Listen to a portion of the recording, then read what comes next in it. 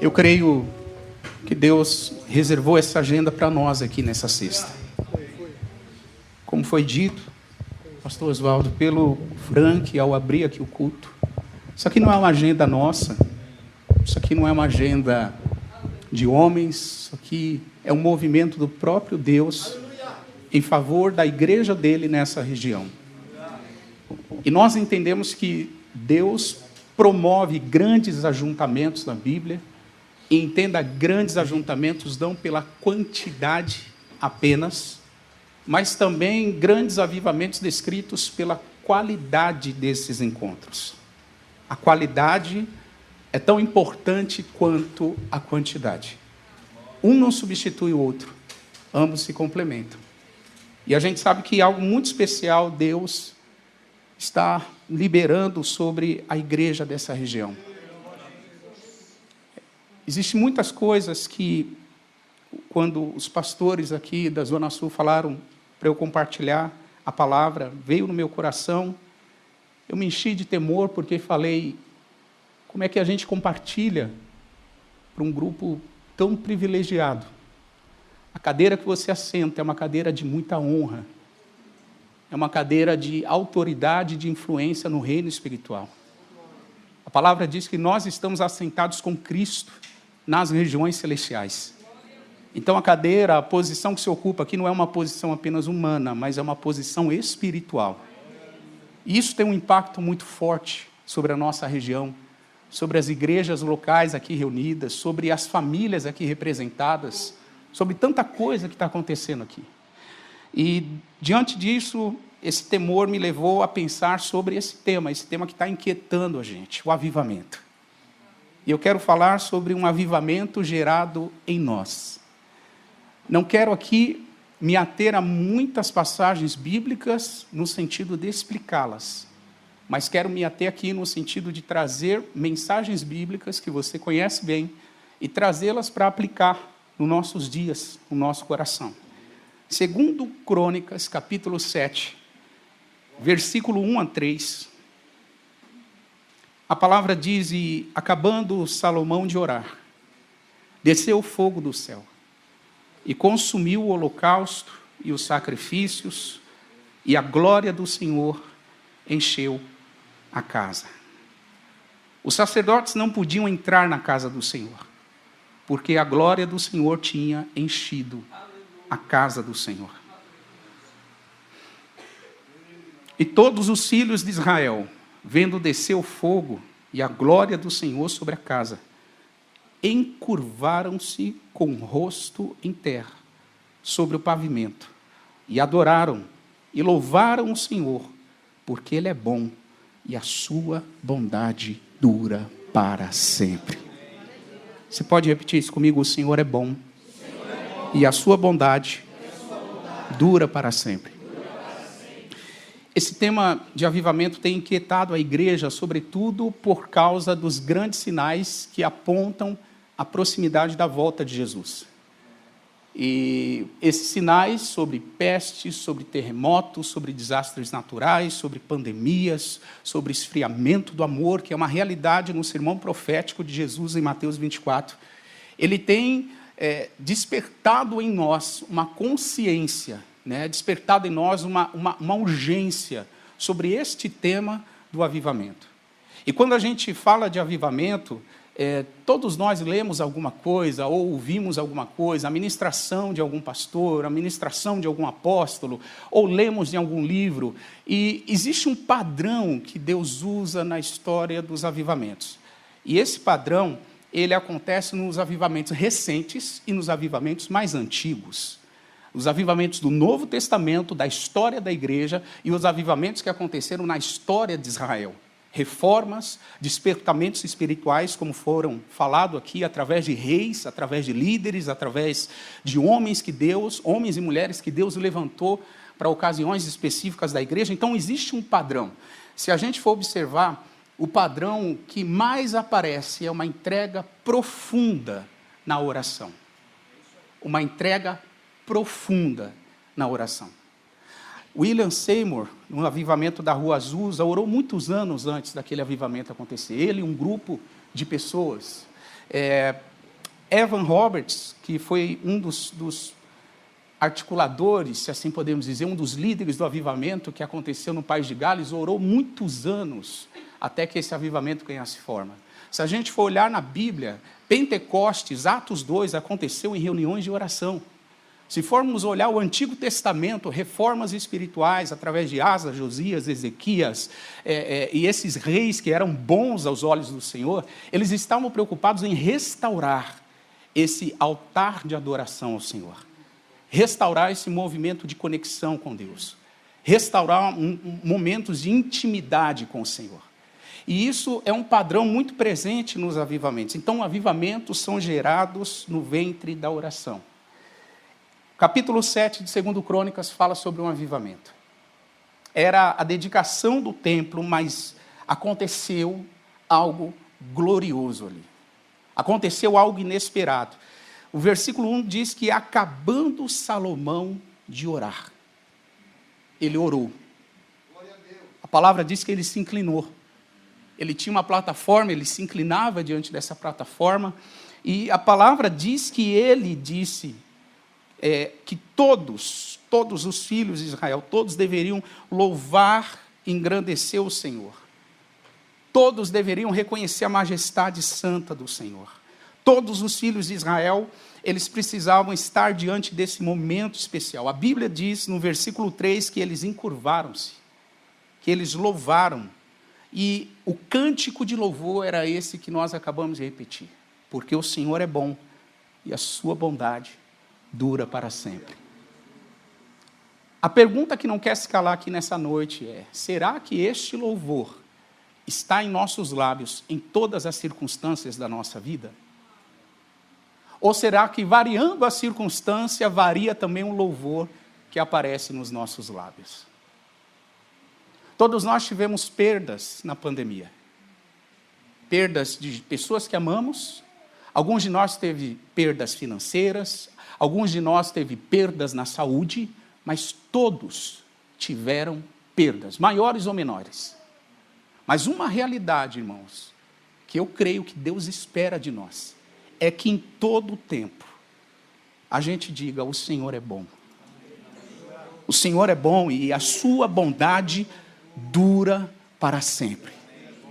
Pastor, mas eu perdi o emprego. O Senhor é bom e a sua bondade dura para sempre. Pastor, eu tenho contas atrasadas e o credor está batendo na porta. O Senhor é bom e a sua bondade dura para sempre. Pastor, eu perdi uma pessoa que eu amo muito. Vai deixar saudade. Se lembre dos momentos bons. Mas levante uma voz de adoração e diga: o Senhor é bom e a sua bondade dura para sempre.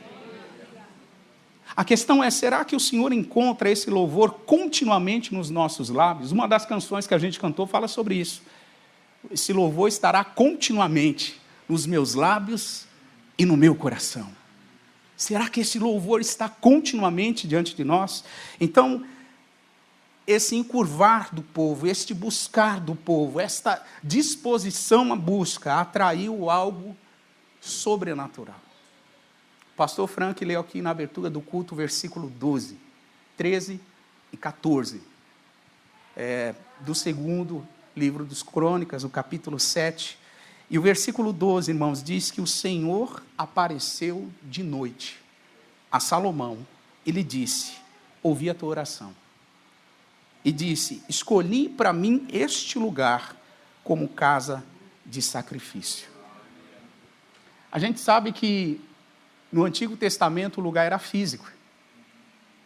No Antigo Testamento o lugar era geográfico mesmo.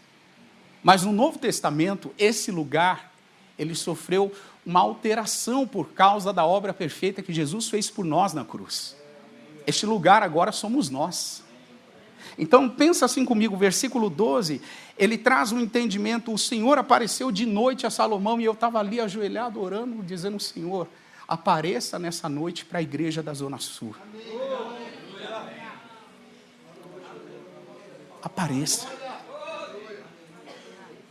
Apareça essa noite, não para uma denominação, porque aqui não está sendo levantado o nome de uma denominação, não está sendo levantado um grande trabalho, não está sendo levantado um grande nome, não está sendo levantado uma grande banda, está sendo levantado o nome do Rei dos Reis e Senhor dos Senhores. É Ele que nós levantamos. E se o Senhor encontrar isso aqui, irmãos, com certeza, eu creio, e nós cremos nisso, que o Senhor vai responder. Eu ouço a oração de vocês. Eu ouço. E essas duas afirmações são muito poderosas. Deus está garantindo de forma permanente que responderá a oração do povo. Deus está dando garantia permanente. Eu vou ouvir e vou responder. Garantia. E se o nosso Deus é o Deus que não mente, que não falha, não é homem para mentir, nem filho do homem para se arrepender, pensa comigo. Ele está dizendo, eu ouço e eu respondo. Irmãos, a gente tem que crer mais no que a gente ora. A gente tem que crer mais. A dúvida brota quando a gente ora aquilo que não é a vontade de Deus. A dúvida surge quando a gente ora aquilo que é segundo o nosso coração. Mas se a gente ora a vontade de Deus, a gente precisa carregar o nosso coração de expectativa, porque vai acontecer. Vai acontecer. Eu não sei quanto tempo.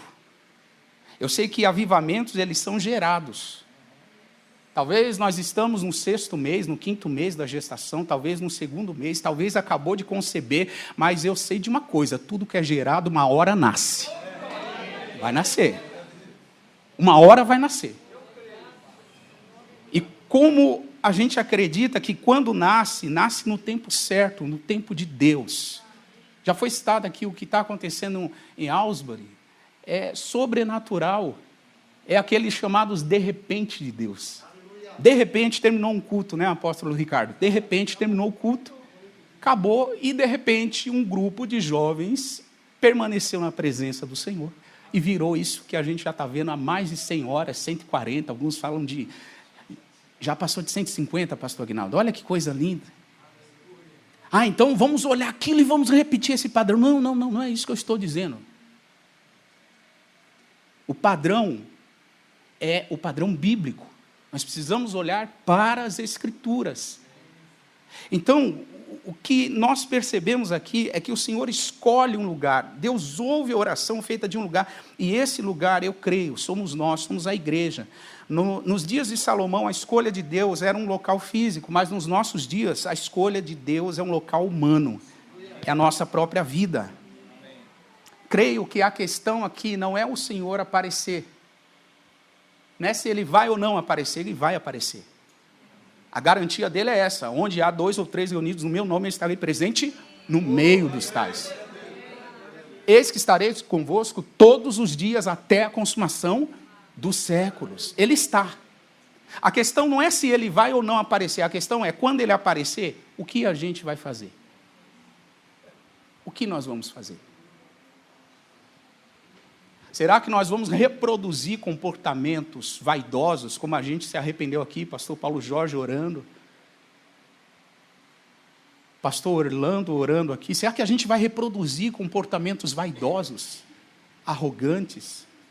Será que a gente vai fazer pedidos utilitaristas, que refletem a nossa vontade, que refletem uma natureza caída, não transformada? Ou será que nós vamos pedir a vontade do Senhor?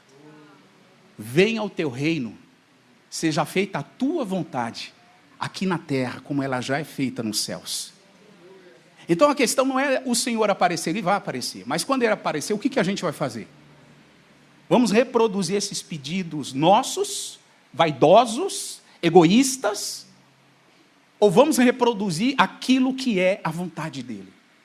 Lembrando que o ensino apostólico sobre oração, ele traz para nós um entendimento de que existem orações atendidas e orações não atendidas. O apóstolo Tiago fala sobre orações não atendidas. E ele comenta que, no capítulo 4, verso 2 e 3, que pessoas cobiçam e nada têm, são invejosas, cobiçosas e não podem alcançar. Combatem, guerreiam e nada têm, porque não pedem. E o versículo 3 de Tiago 4 diz: pedis e não recebeis, porque pedis mal, para gastar em vossos deleites. A questão é, será que o nosso pedido não é um mau pedido? Um pedido feito com uma motivação correta ou incorreta? Um pedido feito de uma forma errada, equivocada, egoísta, mesquinha? Ou será que o nosso pedido está refletindo a vontade do Senhor? Porque se for a vontade do Senhor, aí nós nos enquadramos em um outro tipo de ensino apostólico, que é o ensino do apóstolo João. E ele fala sobre orações atendidas.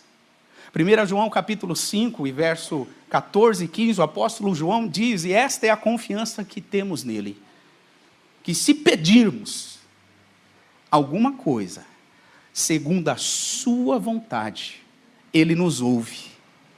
E se sabemos que nos ouve em tudo que pedimos, sabemos que alcançamos as petições que fazemos. Em outras palavras, a gente tem que ter a garantia de que a gente está orando a vontade de Deus. Eu creio que a vontade de Deus é derramar um poderoso avivamento no Brasil. A nossa sociedade precisa ser transformada, precisa ser modificada. O evangelho, que é poder de Deus para salvar a todo aquele que crê, precisa ser propagado. E para isso acontecer, nós precisamos orar a vontade de Deus. Não há avivamento sem oração. Não há avivamento sem arrependimento. Não há avivamento sem confissão. Se nós estamos presunçosos, se nós estamos vaidosos, se nós estamos egoístas, é o momento da gente se voltar para Deus de todo o nosso coração e pedir aquilo que o pastor Frank leu na abertura desse culto. Senhor, nós oramos, buscamos a tua face, nos convertemos dos nossos maus caminhos. Por isso pedimos, Senhor, ouve dos céus, perdoa o nosso pecado e sara a nossa terra. Deus, Ele diz que Ele vai ouvir, que Ele vai perdoar e que Ele vai sarar. Deus ouve, perdoa e sara.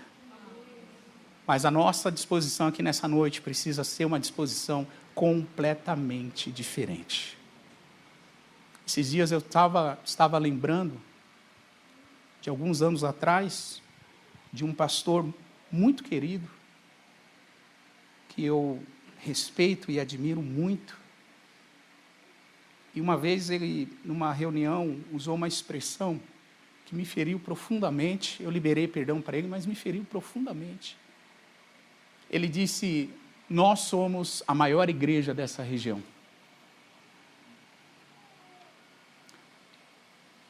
E quando ele disse isso,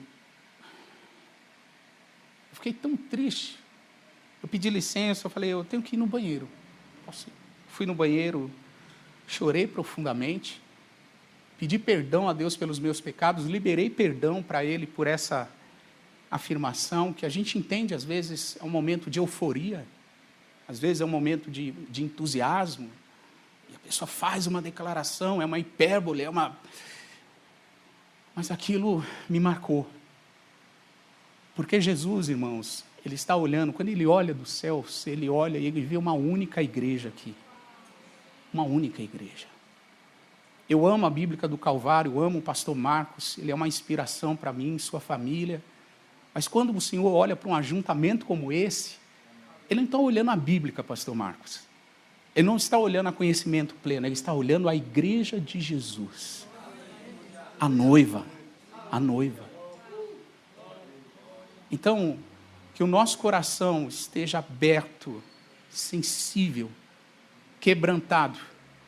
Porque não o que aconteceu lá em Aylesbury, o que aconteceu lá é para lá. Mas eu creio que Deus pode gerar um avivamento específico para cá. Deus pode fazer algo grandioso e glorioso aqui. Mas a gente precisa ter essa motivação. Quero te convidar a se colocar de pé. Ou se você quiser ficar sentado, ou se você se sentir mais à vontade, ajoelhado, aonde e da maneira que você quiser.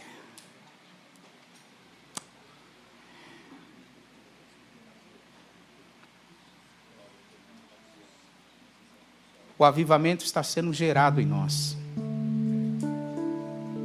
Obrigado, Jesus, por isso. Obrigado pela sua palavra que é fonte de vida e inspiração. Obrigado porque o Senhor é a nossa videira e nós somos os galhos. Se estivermos conectados no Senhor e as suas palavras estiverem em nós, está escrito: pediremos o que quisermos e será feito.